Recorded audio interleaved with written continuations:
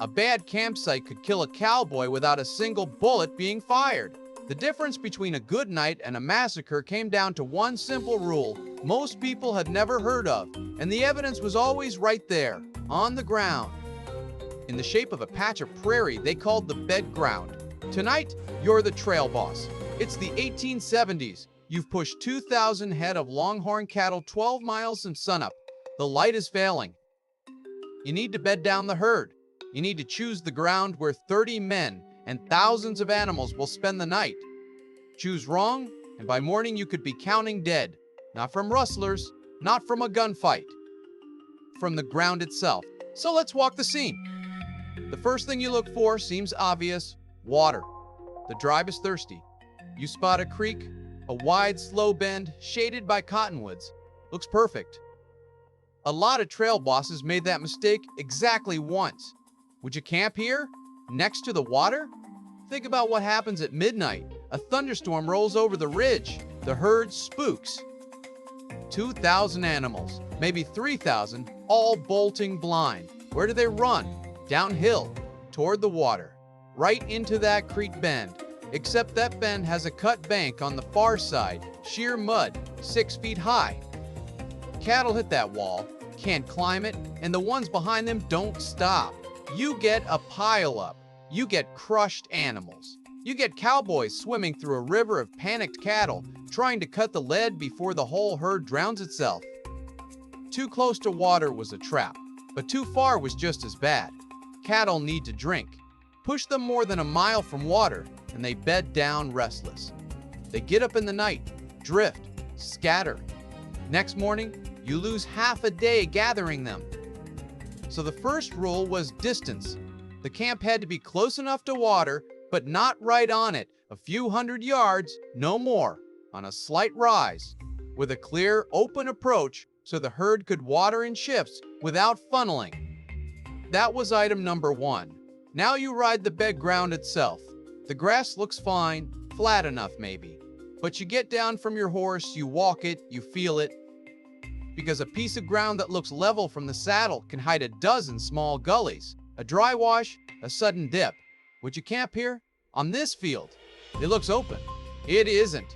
Here's what a stampede does on uneven ground. Cattle don't run in a straight line. They follow the terrain. They pour into the lowest points. If there's a gully, they'll find it in the dark. And once the herd starts piling in, the animals at the front go down, and the ones behind can't stop. A single shallow ditch could snap legs, could crush ribs. Historical accounts from the trail drives describe mornings after a storm, where drovers found dozens of dead cattle jammed into a ravine that looked harmless the evening before. So the ground had to be level, not for the cowboys' comfort, for physics. A level bed ground acted like a release valve. When the herd spooked, they could run in a wide circle, not a dead end. The circle was the only thing that saved them, and that brings us to the shape. The bed ground needed to be open, circular, with enough space for the cattle to spread out and for the night riders to do their work. Because you can't stop a stampede from starting, you can only manage the herd's nerves before it happens. And cattle are nervous animals. A coyote howl, a strange smell, a sudden noise, any of it can set them off. So the trail boss picked a campsite where night riders could patrol. 2 men, sometimes 4, riding in opposite directions around the herd all night long. And they didn't just ride, they sang. Low, steady, monotonous songs. It blanketed the small sounds, kept the cattle from startling. If the bed ground had a blind corner, a stand of trees too close, a rock outcrop breaking the circle, the riders couldn't do their job. The herd would feel the gap. The animals on the edge would get jumpy. And a jumpy herd doesn't need much to explode. So the site had to give the night crew a clean loop, full visibility. The bed ground was a stage, and the song was the performance that kept everyone alive until sunup. Now add the final pressure, the thing every trail boss watched the sky for. There's a storm line building. Heat lightning flickers way off west. You've got level ground, good water distance, a solid circle for the riders. Would you camp here? Look again. Which way does the wind usually blow? Is there a canyon mouth downwind? Is there a bluff that could channel a running herd into a narrow trap?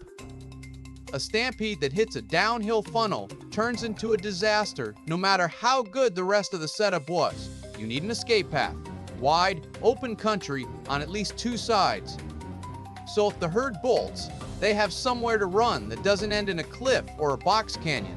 A storm on a bad campsite wasn't just scary, it was an extinction event in miniature.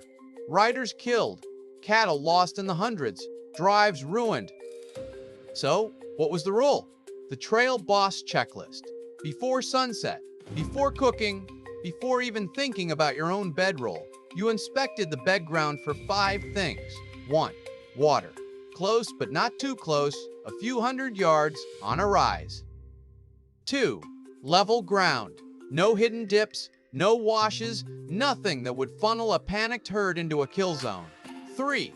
Good grass. Not just for feed, but because full bellies keep cattle quieter. 4. High visibility.